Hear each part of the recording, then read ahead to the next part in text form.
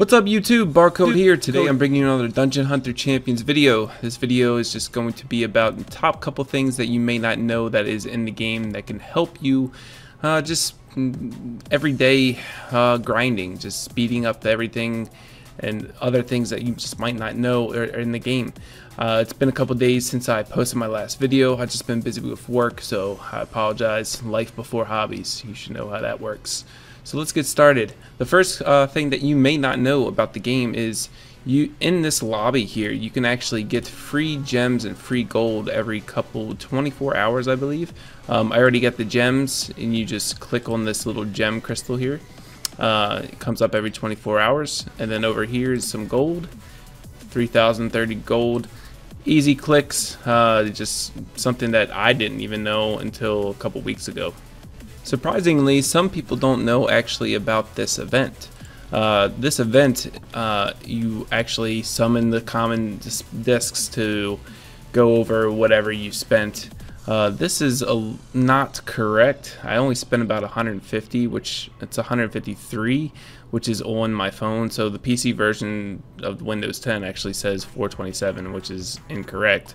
I only did about 153. Anyway, but the one thing I wanted to show is the shop. So this special event can actually, you can just with common discs, you can get 2 tutors per week, a light and dark disc. The big thing about it is if you have an access, if you've been farming this for common disc forever, you can actually get easy gold and actually easy energy. If you're low on gems and you want that energy refresh and you want to save your gems, this is definitely the way to go. It says 50, but it actually does a full recap of your energy. So this says 50, but it's actually 70. I was at 43, now it's 113. Another thing you may not know is when you're farming experience. When you're farming experience, it doesn't matter what stage number you actually do. What matters is what board level you actually do. So on board 7 of Legend, any of these will give the same amount of experience. You can, which one is faster for you is the one that you want to do. Really, I mean, if it's 1, 3, 5, 7, 9, it doesn't matter. It's just which one you can do the fastest. That's the one you should be farming. The higher level board you do, the higher experience you can get. When you're farming Steel Widow or if you're farming Elder Drake, don't always go with the meta. I mean, this game, there's so many different options you can do. You got to find what's best for you, what champions you actually summon. A lot of things can be different depending on your gear level, how much money you spend, how much money you don't spend. So you just got to make with what you have. You got to think outside the box. When I introduced this triple TK to the community, that was a pretty big strategic video that helped a lot of people progress. Now, one thing that if you're failing a lot in Steel Widow 10, you got to look at who's actually dying and what's going on around you. If it's slow, you got to figure out why that is. Is it the waves? Is it the boss? Whatever. One thing with Steel Widow 10 and Elder Drake 10 too is, which I think is underrated, is actually the disorient debuff that you can put on the Steel Widow.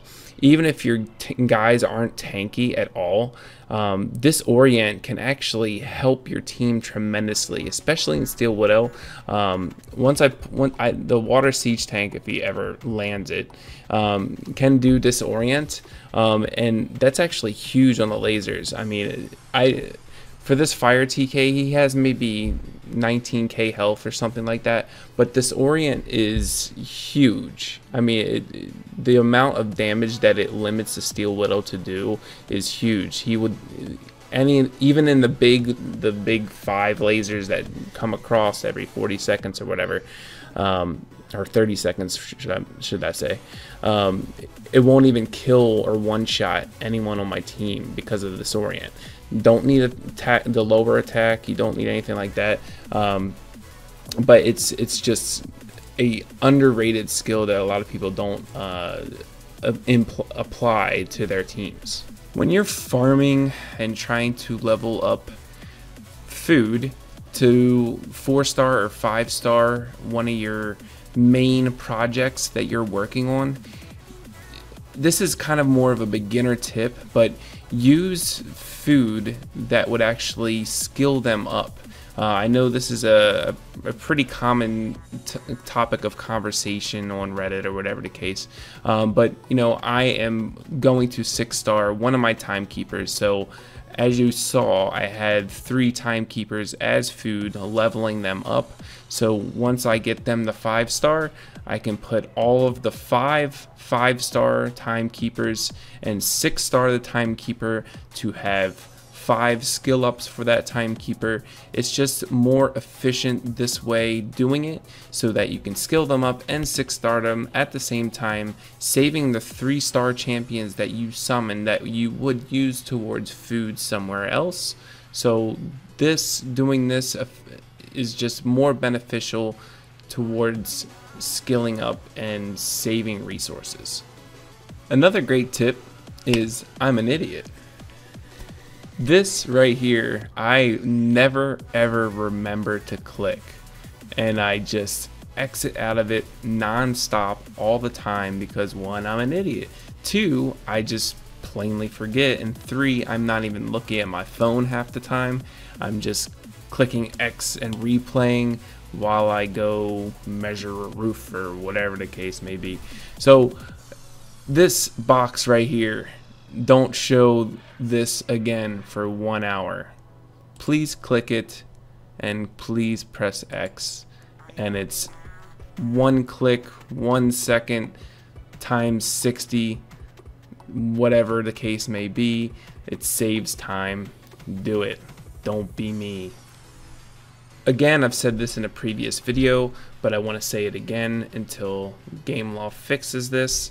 However, if you play on your mobile device and you also play on the PC Windows 10 version, you can watch the mystery crate ad twice. So make sure to get in on that before they either keep it or fix it, or you can blame me for them fixing it, but I don't think this is how it was supposed to be designed in the first place. However, because there's multiple clients in this game, this is what it is, so take advantage of that. If you're at a point like me where you are just farming Steel Widow 10 or Elder Drake 10 pretty much all day because there's no guild wars, there's no more content that you can do besides Blitz or PvP, what are you doing with your gold? You were probably saving it to level up some gear, whatever the case may be.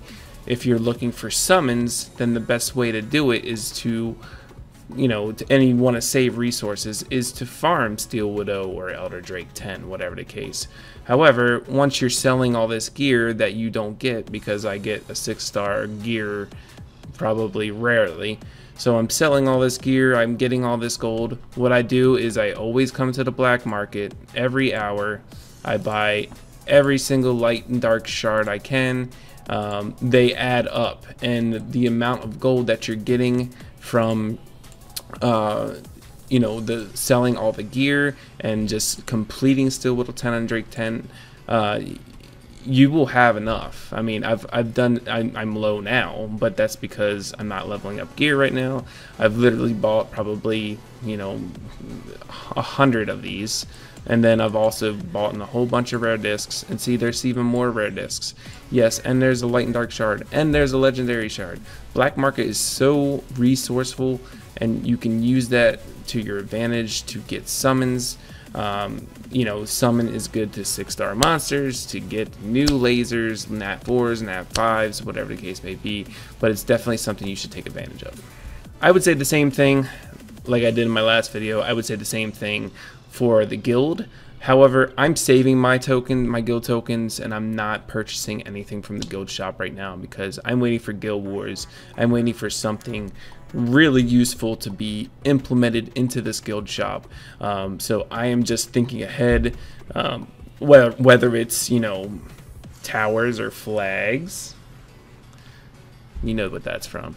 that will increase your HP, attack of all elements, etc.